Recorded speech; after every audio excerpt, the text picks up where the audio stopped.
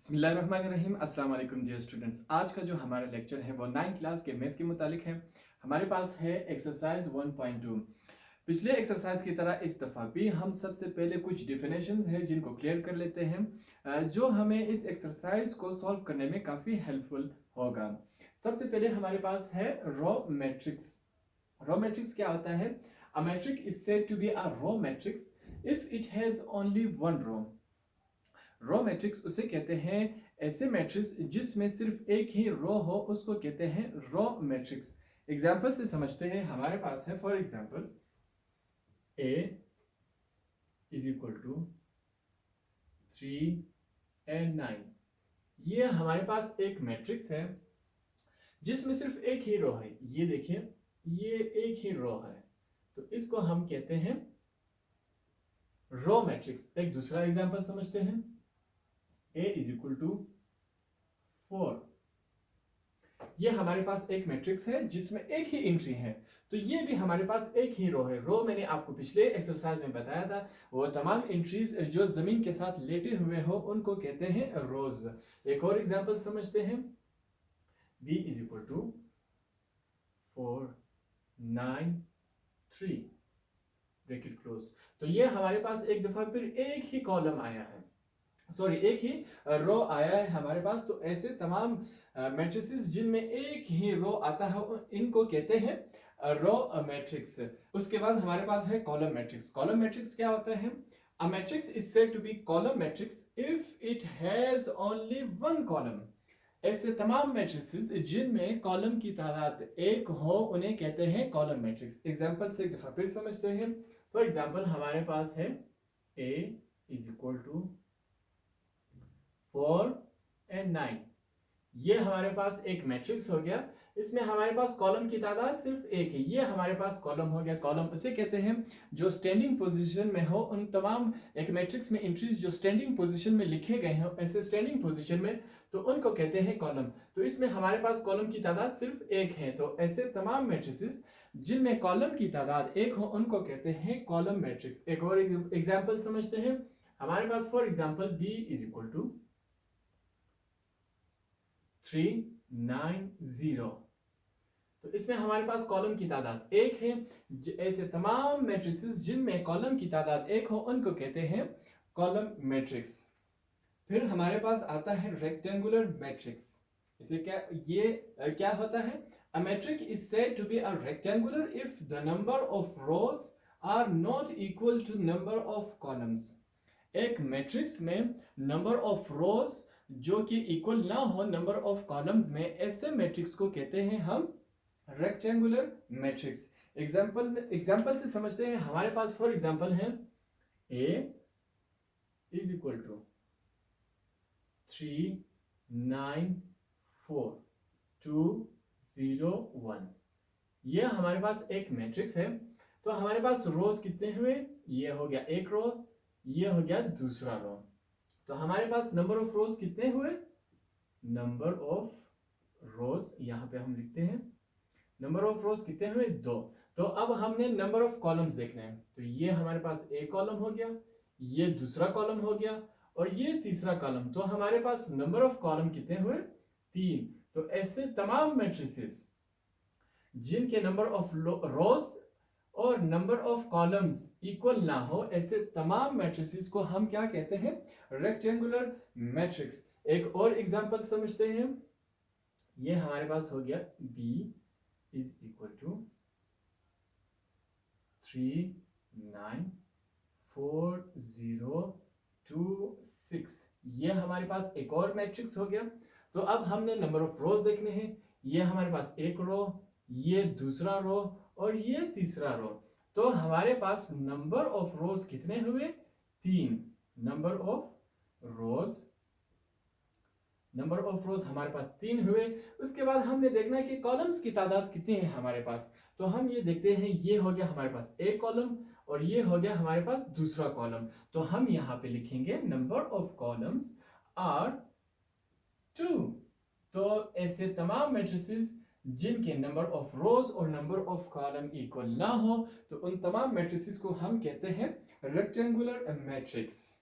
इसके बाद हमारे पास नेक्स्ट डेफिनेशन है square matrix. A matrix is said to be a square matrix if the number of rows is equal to the number of columns. ऐसे तमाम matrices जिनमें number of रोज और number of columns बराबर हो, तो ऐसे तमाम मैट्रिसेस को हम क्या कहते हैं? Square matrices. एग्जांपल से समझते हैं ताकि आपको बिल्कुल क्लियर हो जाए। ये हमारे पास एक मैट्रिक्स है, इसमें हम लिखते हैं 3 9 2 4। ये हमने एक मैट्रिक्स बनाया। तो अब हम देखते हैं नंबर ऑफ रोज कितने हैं हमारे पास। ये हो गया एक रो और ये हो गया सेकंड रो। तो हमारे पास रोज कितने हुए? रोज हमारे पास हुए 2। तो अब हमने देखना है कॉलम्स हमारे पास कितने हैं। कॉलम्स याद रहे, रोज हॉरिजॉन्टल वे में और कॉलम्स वर्टिकल वे में। तो ये हमारे पास हो गया एक कॉलम और ये हो गया दूसरा कॉलम। तो कॉलम हम यहाँ पे लिखेंगे। कॉलम्स कितने हुए हमारे पास? 2। तो नंबर ऑफ रोज और नंबर ऑफ कॉलम्स बिल्कुल इक्वल हुए। तो ऐसे तमाम मैट्रिसेस को हम कहते हैं स्क्वायर मैट्रिसेस। एक दूसरा एग्जांपल लेते हैं हम यहाँ पे। B इज इक्वल टू, यहाँ पे आप देखते चले, 3 9 4 0 2 1 4 6 7। ये हमने स्क्वायर ब्रैकेट से क्लोज कर दिया। ये हमारे पास एक दूसरा मैट्रिक्स हो गया। तो अब हम नंबर ऑफ रोज को गिनते हैं, कितने हमारे पास? ये हो गया एक row, second row and third row. तो हमारे पास रोज कितने हुए? रोज हमारे पास हुए 3। तो अब हमने कॉलम्स देखने, कॉलम्स हमारे पास कितने हैं? तो ये हुआ हमारे पास एक कॉलम, ये हो गया दूसरा कॉलम और ये हो गया तीसरा कॉलम। तो हमारे पास कॉलम्स कितने हुए? 3। एक दफा फिर आपको बता दूं, ऐसे तमाम मैट्रिसेस जिनमें नंबर ऑफ रोज और नंबर ऑफ कॉलम्स बराबर आ जाए, इक्वल हो जाए, तो ऐसे तमाम मैट्रिसेस को हम कहते हैं स्क्वायर मैट्रिसेस। तो नेक्स्ट हमारे पास है नल और zero matrix. A matrix is said to be null और zero matrix if all the elements are equal to 0। Null और जीरो मैट्रिक्स किसे कहते हैं? वो मैट्रिक्स जिसके तमाम एलिमेंट्स या एंट्रीज 0 हो, उनमें कोई भी 0 के बगैर कोई भी नंबर ना लिखा गया हो, तो ऐसे तमाम मैट्रिक्स को हम कहते हैं नल एंड जीरो। एग्जाम्पल से देखते हैं हम। हमारे पास for example A is equal to, bracket बनाते हैं, 0 0 0 एंड 0। तो ये हमारे पास मैट्रिक्स हो गया। जो तमाम एंट्रीज जो अंदर दिए गए नंबर होते हैं, ये तमाम एंट्रीज 0 होने चाहिए, तब हम इसको कह सकते हैं नल और जीरो मैट्रिक्स। एक और एग्जांपल देखते हैं। B is equal to 0। ये भी हमारे पास नल और जीरो मैट्रिक्स है। सिर्फ एक एंट्री हो, 2 हो, 4 हो, 9 हो, तो वो तमाम के तमाम एंट्रीज 0 होनी चाहिए, तब जाके हमारे पास ये बनता है नल और जीरो मैट्रिक्स। एक और एग्जांपल देखते हैं। हमारे पास फॉर एग्जांपल है C is equal to, bracket हमने डाल दिया, 0 0 0 0 0 0। तो ये भी हमारे पास क्या हो गया? नल और जीरो मैट्रिक्स। तो हमारे पास ये भी नल एंड जीरो मैट्रिक्स। तो ऐसे तमाम मैट्रिक्स जिनमें एंट्रीज जो हो वो 0 डाल दी गई हो, ऐसे तमाम मैट्रिक्स को हम कहते हैं नल और जीरो मैट्रिक्स। उसके बाद हमारे पास है ट्रांसपोज मैट्रिक्स। ट्रांसपोज मैट्रिक्स क्या होता है? A matrix obtained by interchanging the rows into columns of a matrix is called transpose matrix. आसान अल्फाज में ट्रांसपोज मैट्रिक्स उसे कहते हैं, एक मैट्रिक्स के रोज को कॉलम में तब्दील कर देना, इसको कहते हैं ट्रांसपोज मैट्रिक्स। फॉर एग्जांपल हमारे पास लिखा गया है, हम लिखते हैं A इज इक्वल टू 3 9 4 0। ये हमारे पास एक मैट्रिक्स है, इसको हमने ट्रांसपोज मैट्रिक्स बनाना है। तो हम कैसे लिखेंगे? A, इसके ऊपर छोटा सा T लिख देंगे। T लिखने का मतलब ये है कि ये ट्रांसपोज हो गया। तो ये जो रो है हमारे पास, ये एक रो है, इसको हमने कॉलम में तब्दील करना है। तो जो ऊपर दिया गया रो है उसको हमने कॉलम में लिखना है। ये रो कॉलम में तब्दील हो गया, और ये जो सेकेंड रो है इसको भी कॉलम में तब्दील कर दे, 4 एंड 0। तो ये हमारे पास एक ट्रांसपोज मैट्रिक्स हो गया। हमने क्या किया, ये जो रो है इसको हमने कॉलम में तब्दील कर दिया, जो सेकेंड रो है इसको भी हमने कॉलम में तब्दील कर दिया। तो ऐसे तमाम मैट्रिसेस जिनके रो को कॉलम में या कॉलम को रो में तब्दील कर दिया जाए, ऐसे तमाम मैट्रिसेस को हम कहते हैं ट्रांसपोज मैट्रिक्स। नेक्स्ट हमारे पास है नेगेटिव ऑफ अ मैट्रिक्स। समझते हैं, let A B a matrix then it's negative minus a is obtained by changing the signs of all the entries of a। Negative matrix किसे कहते हैं, एक matrix हमें दिया गया है, उसके तमाम साइंस चेंज कर देने हैं हमने नेगेटिव से, तो इसको कहते हैं हम नेगेटिव ऑफ अ मैट्रिक्स। तमाम साइंस मतलब पॉजिटिव है तो उसको नेगेटिव कर देना है हमने, अगर नेगेटिव है तो उसको हमने पॉजिटिव साइन लगा देना है। एग्जांपल से समझते हैं, काफी आसान है ये हमारे पास for example a is equal to -3 4 2 1। For example हमारे पास एक ये मैट्रिक्स है, हमने इसको नेगेटिव मैट्रिक्स में तब्दील करना है। तो हम कैसे करेंगे, हम लिखेंगे -a इज इक्वल टू, ये जो तमाम एंट्रीज है इनके साइन चेंज करने हैं। फॉर एग्जांपल यहाँ माइनस है तो यहाँ प्लस हो जाएगा, ये प्लस है तो यहाँ माइनस हो जाएगा। तो कैसे लिखेंगे हम, ऊपर माइनस है नेगेटिव है तो इसको पॉजिटिव कर देंगे, ये हमारे पास -4, ये -2, ये -1 हो जाएगा। स्क्वायर ब्रैकेट क्लोज करते हैं, तो ये हमारे पास नेगेटिव मैट्रिक्स हो गया। उसके ऊपर वाले के जो मैट्रिक्स दिया हमें दिया गया था, इसके साइंस हमने चेंज कर दिए। एक और एग्जांपल लेते हैं हमारे पास, फॉर एग्जांपल b -2 9 और 3, ये हमारे पास एक मैट्रिक्स है। तो हमने इसका नेगेटिव कैसे लिखना है, -b लिखेंगे हम इज इक्वल टू, तो जो माइनस है उसको प्लस कर देंगे, जो प्लस है उसको नेगेटिव कर देंगे। तो -2 को यहाँ 2 हो जाएगा, ये 9 -9 हो जाएगा और 3 -3 हो जाएगा। तो ये हमारे पास नेगेटिव मैट्रिक्स बन गया। एक मैट्रिक्स जिसके तमाम साइंस आपने चेंज कर देने हैं, पॉजिटिव है तो नेगेटिव कर दिया, नेगेटिव है तो पॉजिटिव कर दिया, ऐसे तमाम मैट्रिसेस को हम कहते हैं नेगेटिव मैट्रिक्स।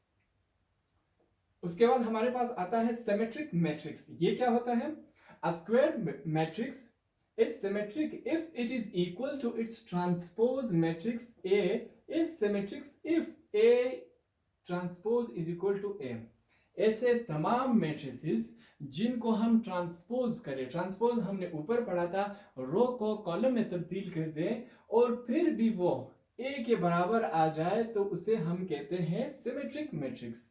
एक दफा फिर आपको समझाता चलूं, एक मैट्रिक्स फॉर एग्जांपल हमारे पास एक मैट्रिक्स आता है, उसको अगर हम ट्रांसपोज कर दें, रो को कॉलम में चेंज कर दें, फिर भी वो दोनों सेम आ जाए, तो ऐसे मैट्रिक्स को हम कहते हैं सिमेट्रिक मैट्रिक्स।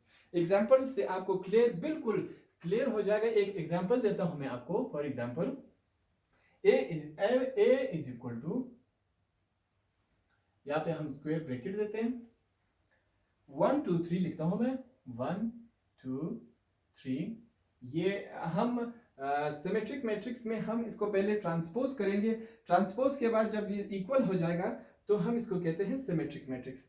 अगला लिखेंगे 2 -1 4, अगला लिखते हैं 3 4 0। ये हमारे पास एक मैट्रिक्स हो गया। अब हमने इसको ट्रांसपोज करना है। ट्रांसपोज मैंने बताया था आपको कि जो रोज होते हैं उनको हमने कॉलम में तब्दील कर देना है। फॉर एग्जांपल ए, ऊपर हमने टी लिख देना है। अब इसको हम ट्रांसपोज करते हैं, ये जो रो है इसको हमने कॉलम में लिखना है, 1 2 3। जो सेकंड रो है इसको भी हमने कॉलम में लिखना है। कैसे लिखेंगे, 2 -1 और 4। एंड थर्ड जो रो है इसको भी हमने कॉलम में लिखना है, 3 4 0। तो जो ऊपर के तमाम रोज थे उनको हमने कॉलम में लिख दिया। अब आप देखिए हमने ट्रांसपोज किया, फिर भी ये दोनों सेम आए हैं। तो ऐसे तमाम मैट्रिसेस को जिनको ट्रांसपोज करने के बाद, मतलब रोज को कॉलम में चेंज करने के बाद फिर भी दोनों सेम आ जाए तो ऐसे तमाम मैट्रिसेस को हम कहते हैं सिमेट्रिक मैट्रिक्स। एक और अगर आपके एग्जांपल से हम समझते हैं सिमेट्रिक मैट्रिक्स का, for example B is equal to 1 2 2 5। ये हमारे पास एक मैट्रिक्स है, इसको हम ट्रांसपोज करते हैं। ऊपर आपने छोटा सा टी लिख देना है जो कि ट्रांसपोज को जाहिर करता है। अब ये जो रो है इसको हमने कॉलम में लिखना है, इसको हमने कॉलम में लिख दिया 1 एंड 2। सेकंड जो रो है इसको भी आपने कॉलम में लिख लेना है। क्या आएगा हमारे पास 2 एंड 5, तो इसको भी हमने कॉलम में लिख दिया। आप देखिए दोनों फिर भी सेम आए, बिफोर अ ट्रांसपोज और आफ्टर ट्रांसपोज दोनों जब सेम आएंगे तो उनको हम कहते हैं सिमेट्रिक मैट्रिक्स। तो नेक्स्ट हमारे पास है स्क्यू सिमेट्रिक मैट्रिक्स। ये क्या होता है? अ square matrix A is said to be skew symmetric matrix if A transpose is equal to negative A. We will firstly find transpose then negative. आसान अल्फाज में आपको समझाते हैं स्क्यू सिमेट्रिक्स क्या होता है। एक मैट्रिक्स जिसको पहले हम ट्रांसपोज करते हैं, ट्रांसपोज का मतलब मैंने आपको बताया कि रोज को कॉलम में चेंज करना और कॉलम को रोज में चेंज करना एक मैट्रिक्स को, उसको हम कहते हैं ट्रांसपोज। तो एक ऐसे मैट्रिक्स को जिसको पहले हम ट्रांसपोज करें और उसके बाद नेगेटिव कर दें। नेगेटिव हमने पहले पढ़ा कि साइंस हमने चेंज कर दिया, अगर नेगेटिव है तो पॉजिटिव करना है और अगर पॉजिटिव है तो नेगेटिव करना है। तो ये कहता है स्क्यू सिमेट्रिक्स उन सिमेट्रिक्स को कहते हैं जिनको पहले हम ट्रांसपोज करते हैं फिर नेगेटिव करते हैं, फिर ये दोनों सेम आ जाता है। ए ट्रांसपोज और नेगेटिव ये दोनों अगर सेम आए तो ऐसे मैट्रिसेस को कहते हैं हम स्क्यू सिमेट्रिक मैट्रिक्स। एग्जांपल से समझते हैं ताकि आपको बिल्कुल क्लियर हो जाए और कोई एम्बिग्युइटी ना रहे आपके बीच। तो फॉर एग्जांपल हमारे पास हम लेते हैं एक एग्जांपल, किताब से लेते हैं ताकि कोई कंफ्यूजन ना हो। ये कुछ ऐसे एग्जांपल होते हैं जिनको हमने किताब से लेना होता है। फॉर एग्जांपल हमारे पास है A is equal to 0 A B minus A, 0 minus C minus B, sorry C और 0। ये हमारे पास एक मैट्रिक्स है। हमने क्या करना है, सबसे पहले इसको ट्रांसपोज में चेंज करना है। तो हम कैसे चेंज करेंगे ट्रांसपोज को? मैंने आपको बताया कि रोज को कॉलम में चेंज करना है। तो ऐसे तमाम मैट्रिसेस को हम कहते हैं ट्रांसपोज मैट्रिसेस। सबसे पहले हम इसके रो को जो है कॉलम में चेंज करते हैं। हम यहाँ पे लिखेंगे A T is equal to, पहले हम इसको ट्रांसपोज फॉर्म में लाते हैं 0 A B minus A 0 minus, ये सेम टू सेम मैं इसको लिख रहा हूं ताकि ट्रांसपोज के लिए इसको मैं तैयार कर सकूं। ये हमारे पास A है। A और 0 में फर्क तो आपको समझ आ रहा है। तो इसको अब हम ट्रांसपोज करेंगे। ट्रांसपोज मतलब ये जो रो है इसको हमने कॉलम में तब्दील करना है। तो हम यहां पे लिखेंगे 80 इज इक्वल टू, ये जो रो है इसको कॉलम में लिखते हैं 0 A and B। Second row को हम कॉलम में लिखेंगे, कैसे लिखेंगे? Minus A 0 minus C। Third row जो है इसको हमने कॉलम में लिखना है। तो ये हमारे पास क्या आएगा? माइनस B C और 0, हमने ये ब्रैकेट क्लोज कर दिया। तो ये हमारे पास ट्रांसपोज शेप में आ गया। अब हमारा नेक्स्ट स्टेप क्या होगा? इसको हमने नेगेटिव करना है। नेगेटिव मैंने बताया आपको कि जो पॉजिटिव है वो नेगेटिव हो जाएगी, जो नेगेटिव है वो पॉजिटिव हो जाएगा। एक और बात आपको बताता चलो, 0 के साथ अगर पॉजिटिव लग जाए या नेगेटिव लग जाए इस पे कोई असर भी नहीं पड़ता। तो इसलिए हम 0 के साथ ना नेगेटिव लगाएंगे और ना ही पॉजिटिव लगाएंगे। इसको सेम टू सेम ऐसे लिख लेंगे। तो हम यहाँ पे लिखेंगे minus A is equal to, इसके अब हमने साइंस चेंज कर दे, जो नेगेटिव है वो पॉजिटिव कर देना है, जो पॉजिटिव है उनको नेगेटिव कर देना है। तो यहाँ पे हम लिखेंगे 0 A, ऊपर माइनस तो यहाँ पे पॉजिटिव, ऊपर B माइनस तो यहाँ पे पॉजिटिव, A यहाँ पे पॉजिटिव है तो यहाँ पे माइनस A, 0 C यहाँ पे पॉजिटिव है तो माइनस C, यहाँ पे जो b है वो पॉजिटिव है तो हमने माइनस लिखना है, माइनस b, और ये c जो है नेगेटिव है तो हमने यहाँ पॉजिटिव लिखना है, c। प्लस लिखने की जरूरत नहीं है क्योंकि वो ऑलरेडी हम समझ जाते हैं कि ये पॉजिटिव है, नेगेटिव लिखना लाजमी होता है। तो ये जीरो हम सेम टू सेम यहाँ पे लिख लेते हैं। तो हमने स्क्वायर ब्रैकेट बंद कर दिया। तो अब देखिए ये जो जीरो माइनस ए है और ए टी दोनों बिल्कुल सेम टू सेम है। आप देख लीजिए, जीरो ए बी, यहाँ पे zero A B, minus zero minus C minus A, zero minus C minus B C, और जीरो माइनस बी सी और जीरो, बिल्कुल सेम टू सेम आ गए। जब हमारे पास ए ट्रांसपोज और ए नेगेटिव दोनों सेम आ जाए तो ऐसे मैट्रिसेस को हम कहते हैं स्क्यू सिमेट्रिक मैट्रिक्स। उसके बाद हमारे पास आता है डायगोनल मैट्रिक्स। डायगोनल मैट्रिक्स क्या होता है? अ square matrix A is called diagonal matrix if at least any one of the entries of its diagonal is not zero and non-diagonal entries be zero। English तो हमने पढ़ ली, आपको समझ नहीं आएगा। एक एग्जांपल मैं आपको देता हूं जिससे आप बिल्कुल क्लियर हो जाएंगे। डायगोनल मैट्रिक्स उन मैट्रिसेस को कहते हैं जिनके डायगोनल जो इंट्रीज होते हैं उनमें से एक नॉन जीरो होना चाहिए, बाकी जो नॉन डायगोनल इंट्रीज है वो तमाम के तमाम जीरो होने चाहिए। अब मैं आपको समझाता हूं क्या कौन सी इंट्रीज डायगोनल होती है और कौन सी इंट्रीज नॉन डायगोनल होती है। एग्जाम्पल आपको बिल्कुल क्लियर कर देगा। फॉर एग्जाम्पल हमारे पास है a is equal to 1 0 0 0 4 3 sorry 0 0 0 9। तो ये हमारे पास एक मैट्रिक्स हो गया। सबसे पहले मैं आपको बताता हूं कि डायगोनल मैट्रिसेस कौन से होते हैं। डायगोनल एंट्रीज, ये जो हमारे पास एंट्रीज है इनको हम कहते हैं डायगोनल एंट्रीज।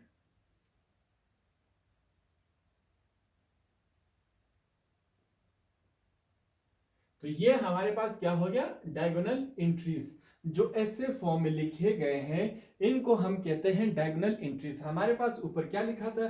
कोई भी जो डायगोनल एंट्रीज में सिर्फ एक एंट्री वो नॉन जीरो होनी चाहिए। यहाँ हमारे पास तीनों नॉन जीरो है तो बहुत है, हम अच्छा है हमारे लिए। इसके बाद ये जो है इन जीरोस को और इन एंट्रीज को हम कहते हैं non diagonal.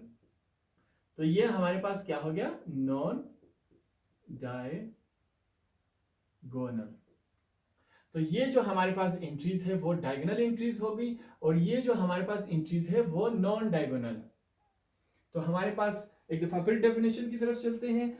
A square matrix A is called diagonal matrix if at least any one of the entries of the diagonal is not zero।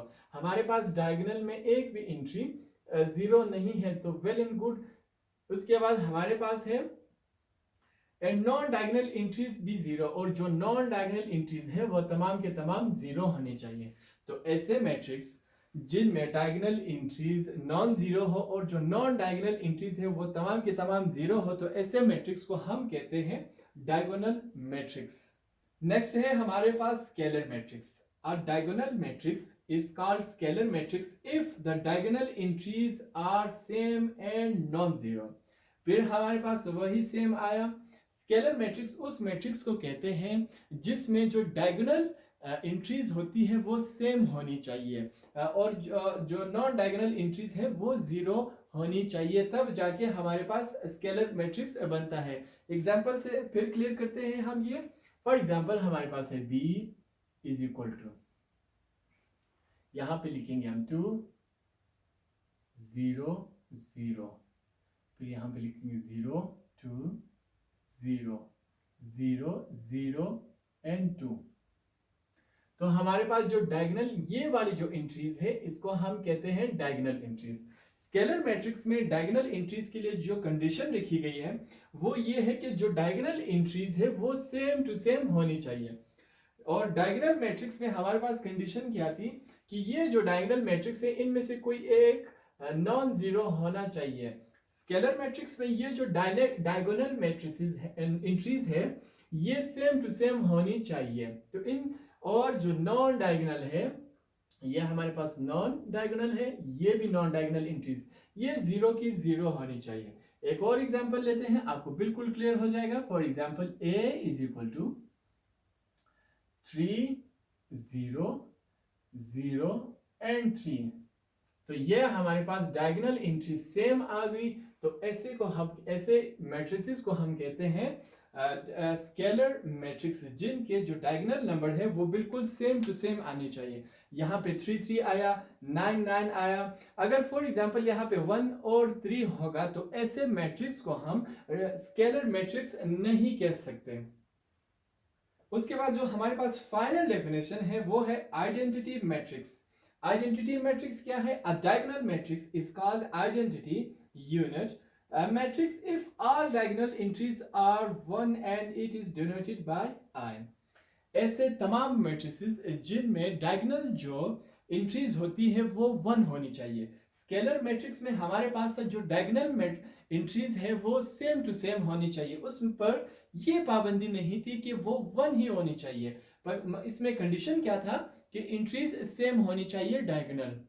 इसमें 3 3 भी आ सकता था, 9 9 आ सकता था, 4 4 आ सकता था, मगर इसमें एक कंडीशन दी गई है हमें कि जो डायगोनल मैट्रिसेस हैं वो 1 ही होने चाहिए। एग्जांपल से देखते हैं, फिर बिल्कुल क्लियर हो जाएगा आपके पास। For example a is equal to ये 1 0 0 ये 1।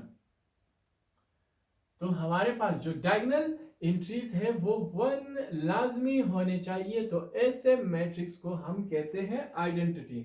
ये जो एंट्रीज है ये इसको कहते हैं हम डायगोनल एंट्रीज। एक और एग्जांपल लेते हैं। फॉर एग्जांपल ये भी हमारे पास डायगोनल है, फॉर एग्जांपल सिर्फ 1, तो ये भी हमारे पास डायगोनल एंट्री है। एक और एग्जांपल लेते हैं जो बिल्कुल क्लियर कर देगा आपको। c is equal to 1 0 0 0 1 0 0 0 1। तो ये हमारे पास एक और मैट्रिक्स हो गया। इनमें देखें डायगोनल एंट्रीज बिल्कुल 1 आ रही। तो ऐसे तमाम एंट्रीज, डायगोनल एंट्रीज जो 1 हो तो उनको हम कहते हैं आइडेंटिटी मैट्रिक्स।